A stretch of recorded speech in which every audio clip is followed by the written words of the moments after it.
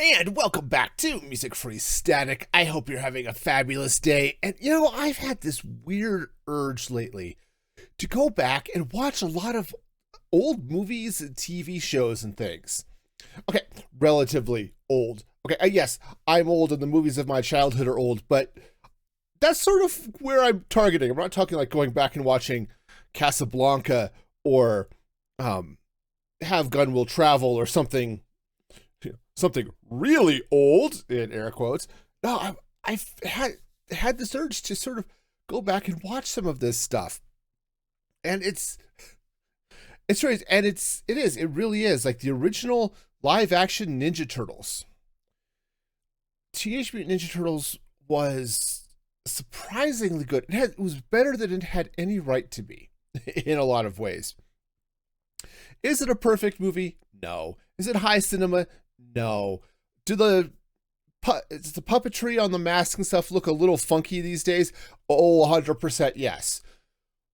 But it was still a really good movie from a number of perspectives because it kept the turtles real. It treated the whole thing seriously and not like some big farce, right?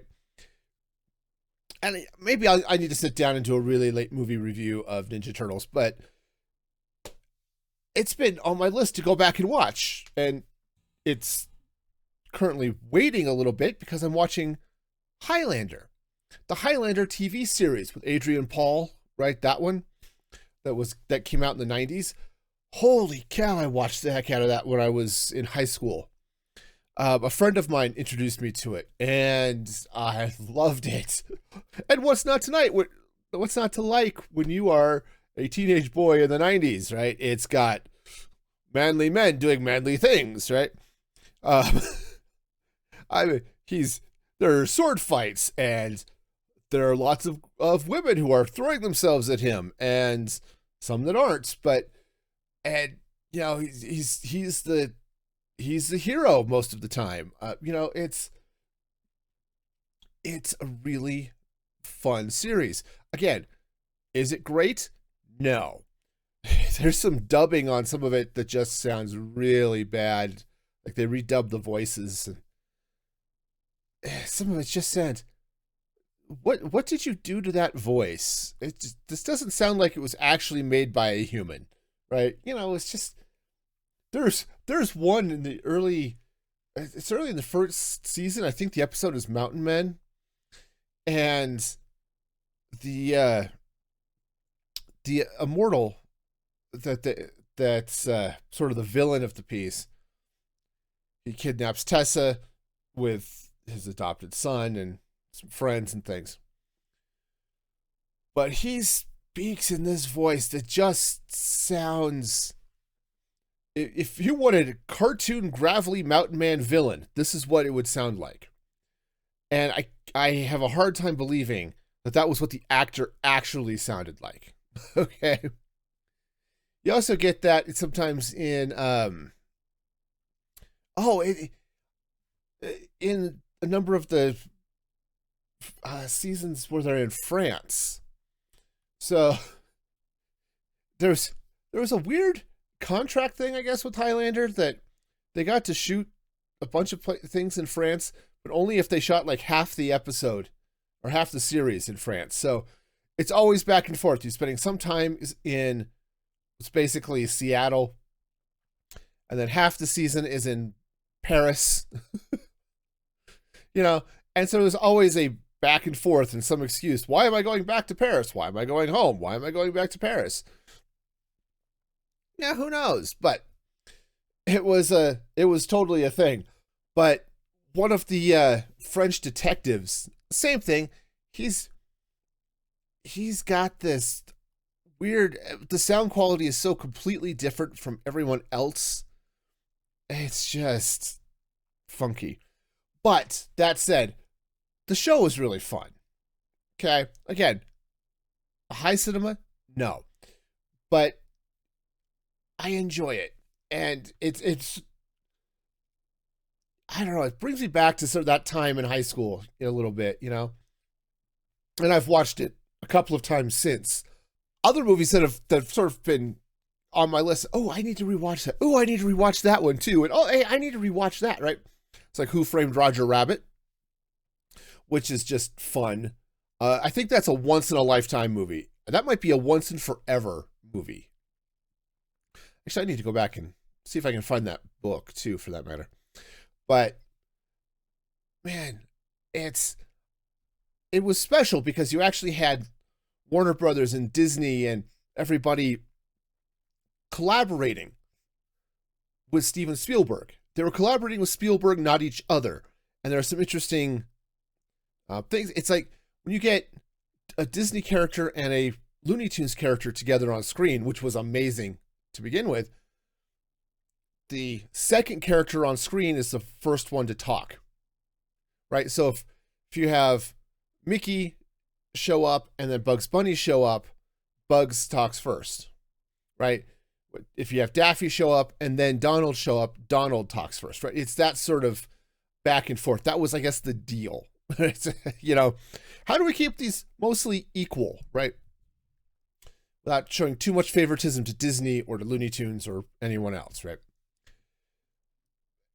But it's one of those movies that it's so high in my memory as a kid. It's like, oh yes, I need to go back and rewatch Who Framed Roger Rabbit, or Star Trek, right? Not the TV series specifically, but the movies. I haven't watched Star Trek 1, Star Trek the motion picture. I have not watched in maybe 20 years. Okay, Wrath of Khan I just watched a couple of months ago. Search for Spock, again, it's been 10 or years maybe. The Voyage Home, Star Trek 4, same thing. I haven't watched the Star Trek movies in forever. I've been getting this itch to go back and just watch a bunch of these movies. And I got thinking about it and said, why? Why do we like to go back and watch some of this stuff, okay? Or reread old books, or books that we've read over and over again, right? I've got the Lord of the Rings series up here that I read every year, every couple of years, something like that. Because it's like going back to spend time with old friends, right? Now, movies are a little bit different. With a book, I connect to the characters more in a book. So when I sit down and I read about Frodo and Sam, or read about Harry Potter or Percy Jackson, it's like coming back to friends, though Percy obviously is a bit newer. Heck, Harry Potter is a bit newer for that matter. But yeah, it's like coming back to spend time with friends, right? But movies encapsulate so much more of that, at least for me. Because in some ways it connects with my youth, right? There are a lot of times I can sit and I'll put on like Teenage Mutant Ninja Turtles, and I can almost feel what it was like to be a kid watching that movie again, right? It's like when you hear an old song. There are songs I hear, they're on my playlist that they come up, and whenever I hear them, I can almost feel what it was like to be sitting in my house as a kid with my Nintendo playing Super Mario 3. Or when I was I had a Commodore 64 and playing a couple of racing games. There's like Highway to the Danger Zone, which of course was huge from Top Gun and all this stuff, right? That was on the radio all the freaking time, which made sense because it was a fun song. But my sister and I used to play this racing game, and there was one section that was all twisty and turny and curvy and stuff, which you had to slow down to be able to do. And we called that the Danger Zone. And every time that song comes on, I remember that. And sometimes I feel like, oh yeah, I'm playing that. Or I'll hear certain songs like, oh yep, I can almost see myself back at the computer playing whatever Mike Ditka football or Front Page Sports Football on my computer. And man, I loved Front Page Sports Football. That was the game. That was so good. Madden did not hold a candle to Front Page Sports Football back in the day. I think about what is driving me. I don't know. And sometimes it's just, yes, remembers old times, old feelings, right? It's like what's the song? Tub Thumping, right? We sing the songs that remind us of the good times. We sing the songs that remind us of the better times, right? This is, I think some of it might be that. It's like, I remember not, a lot of my childhood was great. A lot of it was not good. But being able to sit and kick back with a movie helps connect to those good times. And maybe it's one of the reasons I like WandaVision so much. I don't know if you've seen WandaVision. It was on Disney Plus. It was part of the Marvel Cinematic Universe, and it focuses on Wanda Maximoff and the Vision post Avengers Endgame, which is weird to begin with because Vision died in Endgame. Actually died in Infinity War. Okay. But that weirdness is part of the story. But the whole premise is it starts with Wanda and Vision in a sitcom. Very Dick Van Dyke. And in fact, they talked to Dick Van Dyke about what it was like to film a sitcom. What did they do? How did they handle all of that stuff? And it shows. Having watched Dick Van Dyke in reruns when I was a kid, it was a fun show. It was a great show. Van Dyke and Mary Tyler Moore were fabulous in that. And so just pull that in. Okay, here's Wanda and Vision, and it keeps jumping, right? You've now come out of Dick Van Dyke, and now you're in the Brady Bunch, I think. And then you come forward, and it just comes to different sitcom eras throughout the series. And part of the fun of that series is why? What is going on? Why are we seeing this? And again, spoilers, I highly recommend you go watch this. Okay.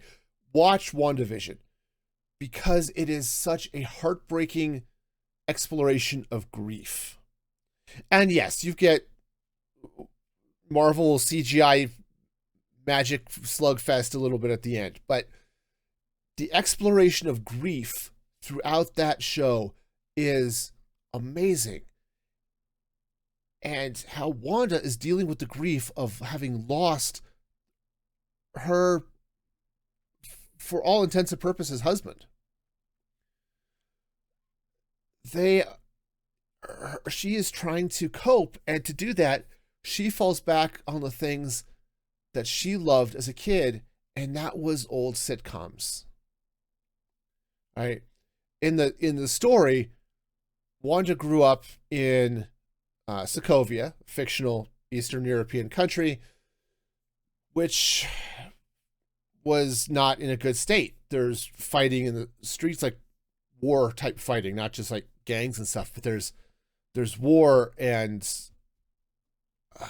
destruction, and it's rough. And her family, one, to help improve their English, but also to bond as a family, would watch sitcoms. And so in WandaVision, she's going back to the sitcoms. She's living them. But that's how she coped with the trauma in her life, was connecting with these old shows that she grew up with. And man, that has been hitting me hard. And part of it, yes, I've been going through some rough times. I've talked about before, I've managed to beat the grief and depression that was beating down on me so hard.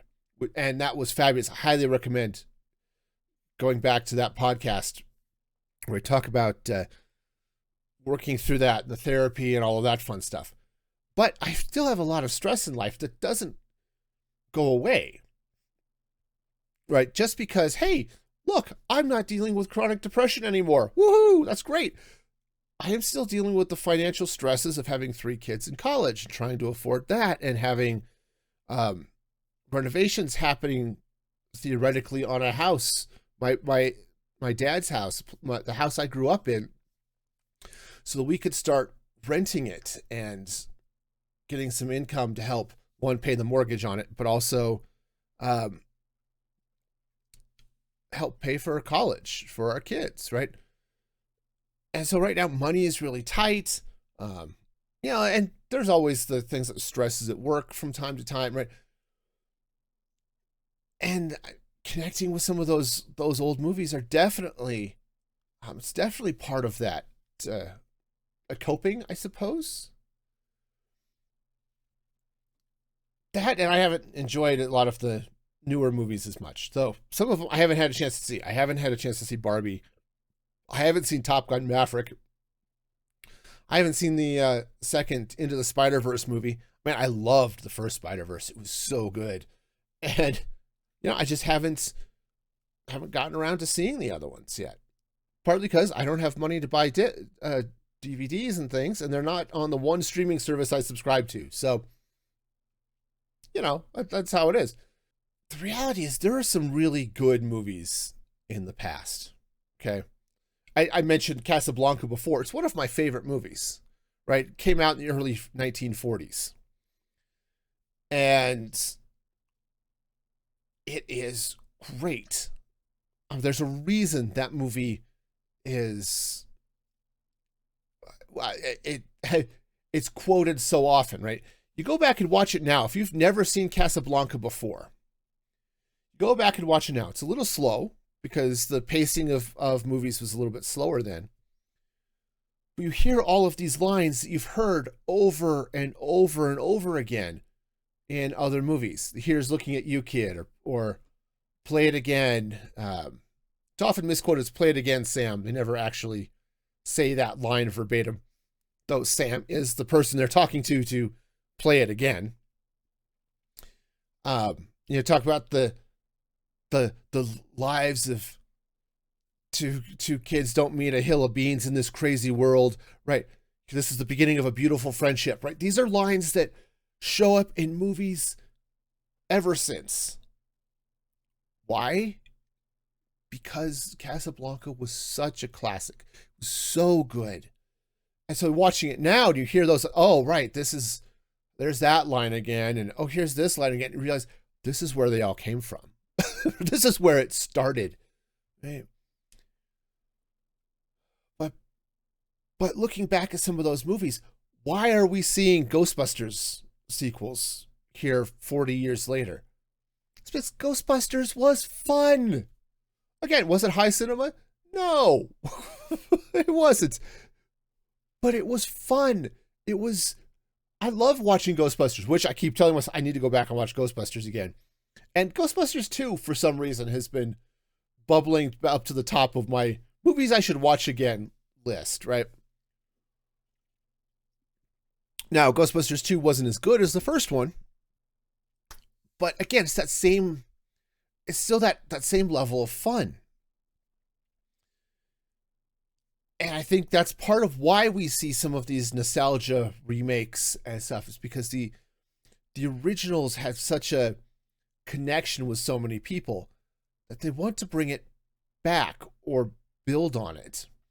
Now, sometimes they fail, right? Often they fail because it's hard to catch that magic again.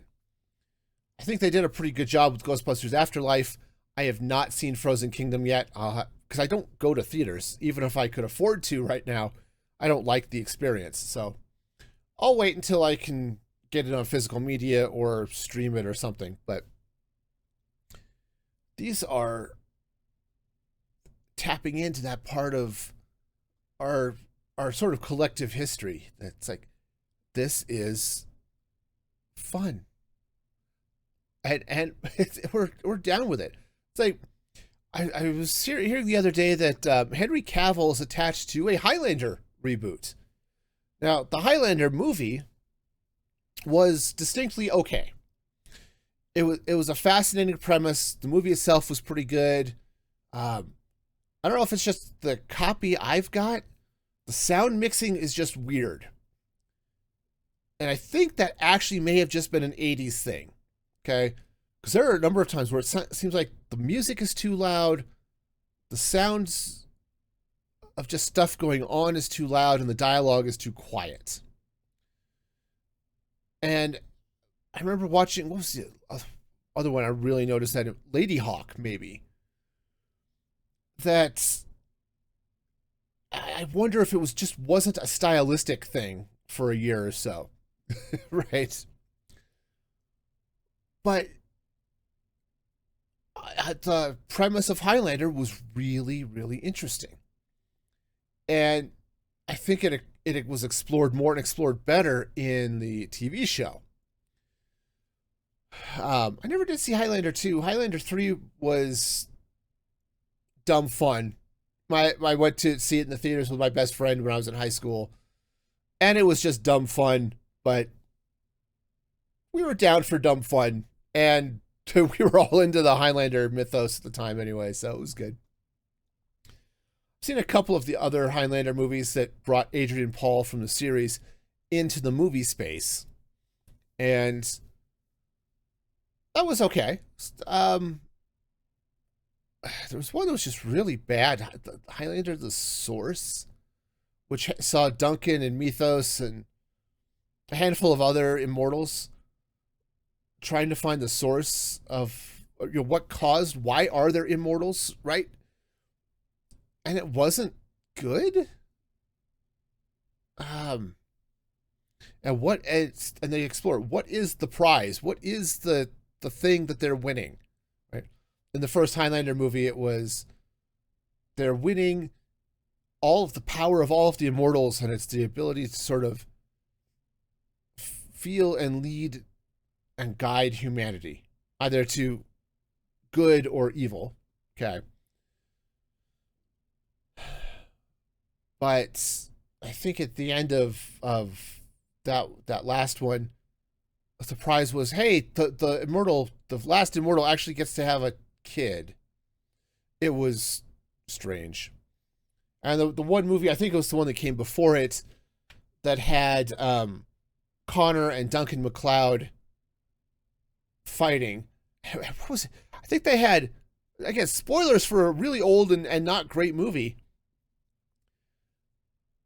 They fought because Connor was had come to the conclusion that whoever the bad guy was, that they could, neither of the MacLeods could defeat them one-on-one, but if their powers were combined, right, if they got their, which is what happens when they have the quickening and they take somebody's head, is they get all of their power. Well, if Duncan took Connor's power or vice versa, they could then defeat the bad guy. And I think eventually it was Duncan who wins, obviously, because he's in the next movie. Not great, but anyway, the whole the whole premise is fascinating, and I think that you're starting to see people go back to this, like, this was really good. Can we tell this story in a better way? Right? Now, sometimes it's like, do you really need to reboot it? Or start over from scratch? Right? And I think that was one of the problems with Ghostbusters, is they tried to do a complete reboot. It was with that all-female cast. I wasn't interested. I love Ghostbusters, but the humor I saw in the trailer was not from me. It was, and I'm about to say, it's a very Saturday Night Live style of humor, which is not surprising since most of those actors were from Saturday Night Live. But SNL has a breed of humor these days that I do not enjoy. So I wasn't really excited about Ghostbusters when they did the reboot in, was it 2016? But with Afterlife, they rebooted it, and it was a reboot, and that they're starting over with a new cast, but they're continuing in the universe. And so they're bringing back the originals for that nostalgia kick.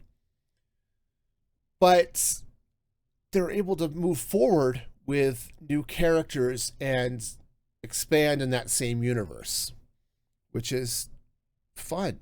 It's cool. That's the same way as Star Trek continued to move forward. Rather than completely reboot Star Trek with Star Trek The Next Generation, they just said, no, this is Star Trek. We're in the same canon. Let's keep going. We are building off the foundation built by the original series with Kirk and Spock and McCoy and Uhura and all that, right? And we're progressing. And that leads to DS9 and Voyager, this big interconnected TV universe, which was mostly good. Not universally good, but mostly good. Turns out season 7 of Next Gen is hit or miss. And parts of DS9 are great, and parts of it are just not good at all. And then same when you start to look at Voyager and all that stuff, right? But it calls back to, this is what you loved. This is about these series. And going back to the originals, it's like, I'm remembering those times in my childhood. I'm remembering what it was like to go watch this movie. And I part of watching Star Trek 4 for me is remembering a time I went out. It was just me and my mom. I can't remember. I was in junior high or something. And I was there visiting for the summer as part of the visitation agreement between my parents. And I think my sisters had started school and I hadn't, which is why I was at my mom's. So Mom and I went out to the Dollar Theater and saw Star Trek, and it was just us. I think there was one other couple in the theater watching the movie. But that sort of burned into my brain. It's one of those memories that comes up. And when I watch Star Trek 4 and I watch as that bird of prey goes slingshotting around the sun the first time, it's like, often I will feel like I'm back in that theater with my mom. So yeah, it's just, I'm at this. Now I also get these weird urges to just go back and things. I had the urge to go back, and not go back, to just go and read a lot of the original horror, fantasy, sci-fi stuff, Frankenstein, Dracula, right? All of those, which are good, by the way. There's a reason they hang around. Frankenstein is amazing. Okay. If you think you know Frankenstein from all of the movies that were on TV or in the theaters, those old Universal monster movies, no, pick up that book, because it is an exploration of humanity. I talked about it actually a bit in the sci-fi episode last week. Such an amazing exploration of humanity. So yeah, it's fun. But let me know, what movies do you like to go back to? Right? Some of them, like The Princess Bride, I tend to watch fairly regularly. Others, like Ninja Turtles, they're on my love list, but I just don't watch them often. What are those movies that you get the urge once in a while just to go back and it's like, yes, I watched this as a kid, and I definitely just go back and watch this? Let me know. Drop a comment in the comments here on YouTube. Join the Discord, and happy to chat there about all this stuff too. And until next time, be excellent to each other. And this is Music Free Static signing off.